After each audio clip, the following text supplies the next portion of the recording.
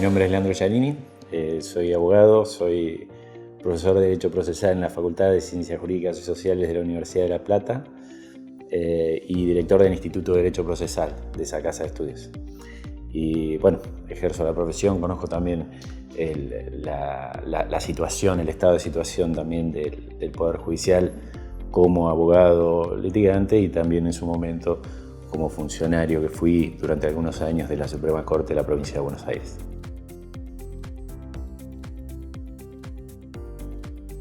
Como cualquier ejercicio del poder, la transparencia y el acceso a la información aporta en rendición de cuentas. ¿Sí?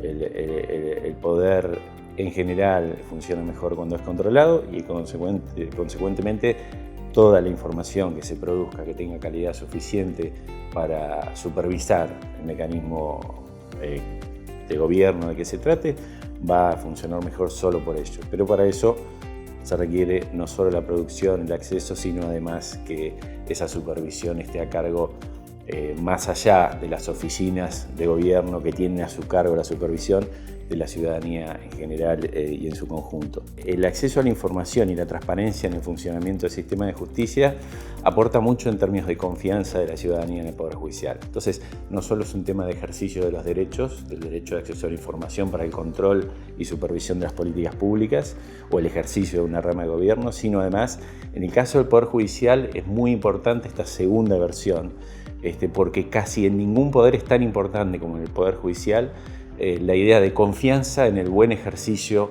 de la administración de justicia, que se aparezca como ante un espectador objetivo e imparcial, que puede ser cualquier ciudadano razonablemente informado, tenga confianza de que se está haciendo justicia de modo, uno, imparcial y dos, con calidad y eficiencia.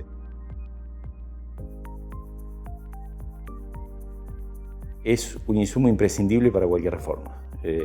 Argentina tiene una experiencia bastante dilatada en proyectos de reforma sobre la administración de justicia, sobre el sistema de justicia, y en general ninguno de esos proyectos de reforma vino acompañados con un diagnóstico previo apropiado. Sabemos que tenemos que reformarlo, pero dos, no sabemos cuáles son los puntos centrales de esa reforma que van a servir para mejorar el funcionamiento. Al momento de proyectar y tener finalmente un documento que sea la mejor presentación de cualquier oficina de diseño e implementación de política pública en materia judicial, cualquiera sea el documento que finalmente se logre, es muy probable que ese documento tenga como respuestas muchas reacciones corporativas infundadas.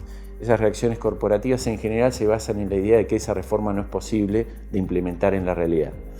El único remedio, la única vacuna contra esa resistencia corporativa son los datos, no hay otro, porque si no, en el debate corporativo gana que tiene más poder de difusión de sus ideas y de llegar a los agentes de toma de decisión de políticas públicas.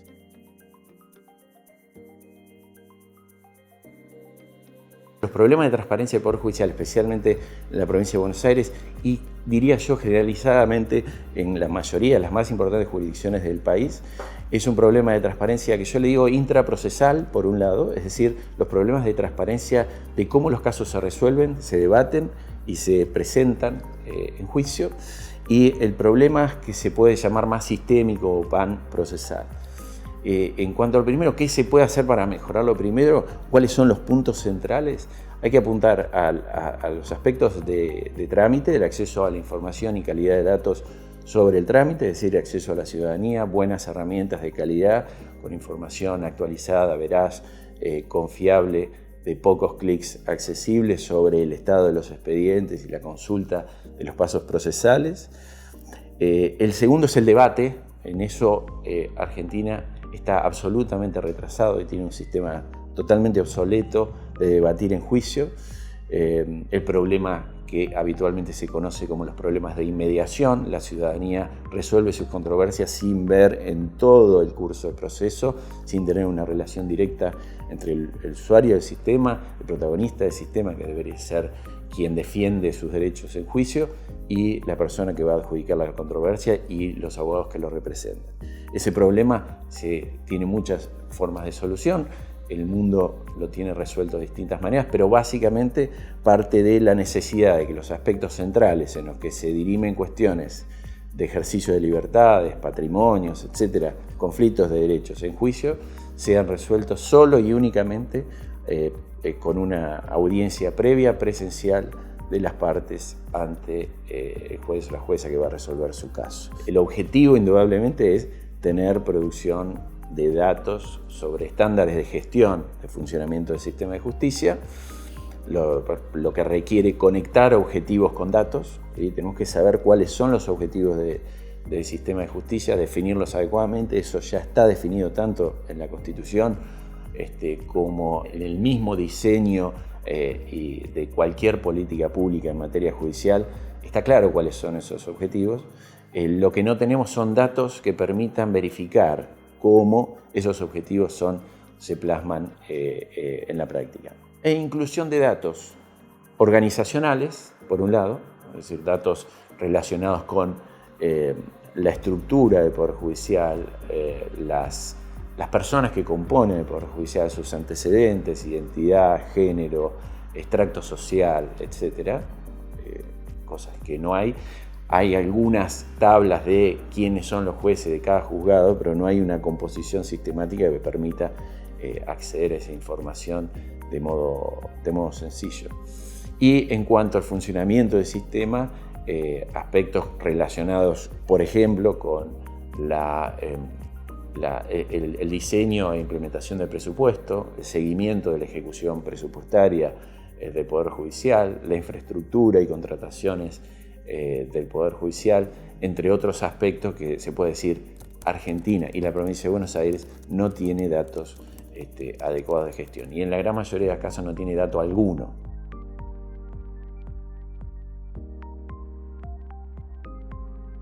Siempre que hay un apagón de datos, la intuición es el dato y la información es el único insumo de calidad para controlar el ejercicio del poder.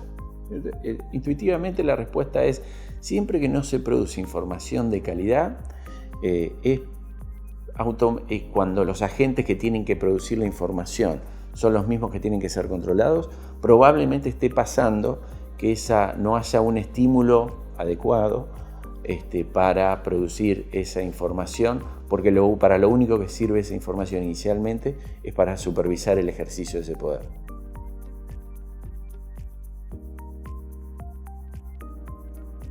El único incentivo, creo yo, determinante para revertir esa falta de estímulo que tiene el ejercicio del poder en autosupervisar el cumplimiento de sus objetivos es tener una ciudadanía comprometida. En la provincia de Buenos Aires, la administración del Poder Judicial corresponde a la Suprema Corte de Justicia, que tiene la competencia para decidir controversias, y llegan miles y miles de casos que resuelven semanalmente, para contratar, para decidir licencias, es decir, están permanentemente, su agenda está permanentemente copada, si se quiere, por lo que están haciendo.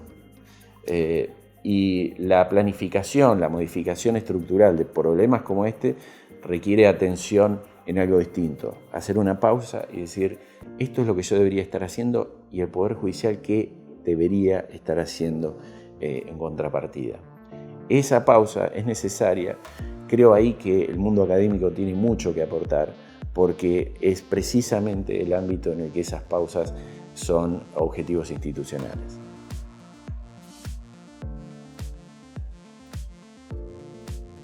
Creo que integralmente esto en Nación debería ser resuelto por el Consejo de la Magistratura, en la provincia de Buenos Aires, con una interacción sinérgica entre la Suprema Corte, el Ministerio de Justicia, el Poder Legislativo y el mundo académico. La ciudadanía en general tiene que saber que la única forma de garantizar que ese sistema de justicia funcione adecuadamente es supervisando adecuadamente, correctamente, la calidad del desempeño del Poder Judicial.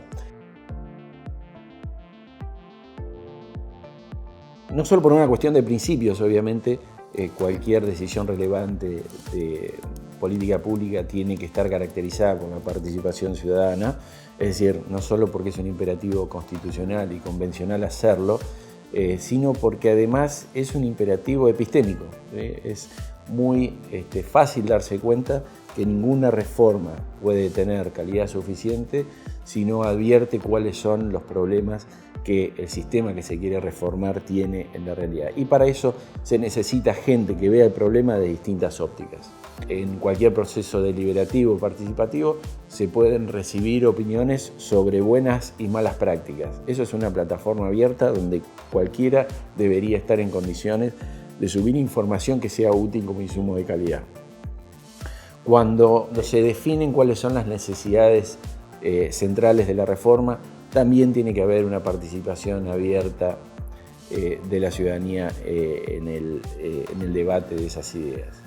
En el momento de la instrumentación de la herramienta final, ahí sí es un espacio en el que tal vez es bueno reducir la discusión a una mesa técnica profesional dedicada a la elaboración de esa propuesta, y con posterioridad esa propuesta tiene que ser otra vez abierta de modo tal de garantizar que la ciudadanía pueda elaborar críticas a esa propuesta.